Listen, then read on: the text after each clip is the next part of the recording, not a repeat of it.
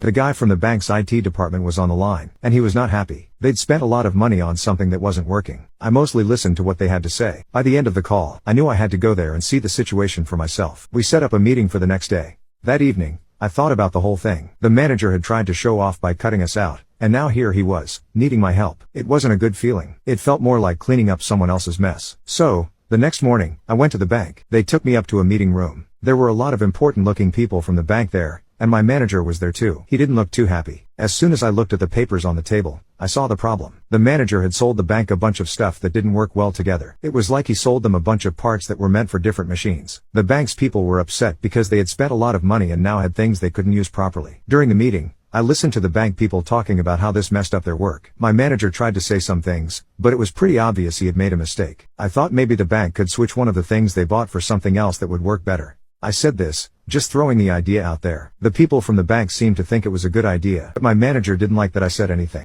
I could tell because he gave me a look that said I shouldn't have spoken. I knew I wasn't supposed to talk about things like that, but I wanted to help the bank fix the problem. After the meeting, we left the building, and the whole way back, my manager was on the phone, probably complaining about me. The moment I walked into my sales manager's office, he didn't waste time on greetings. He jumped straight into accusing me of stepping out of line at the meeting. According to him, I had no right to suggest anything about pricing. That was the sales rep's job, he said. He didn't care that I was just trying to fix the mess they made. To him, it was all about following protocol, no matter how flawed it was. My own manager, sitting across from him, just nodded along. I could tell he wasn't on my side. He never really was. It was always about playing it safe with him, never rocking the boat. He was more concerned about keeping his job than doing what was right. The sales manager kept going on. He was loud, almost yelling. It felt like he was trying to intimidate me, to make me feel small and in the wrong. That's when I had enough. I couldn't take it anymore. This whole situation was ridiculous. We were supposed to be a team, working together to solve problems, not point fingers and play blame games, getting scolded for trying to.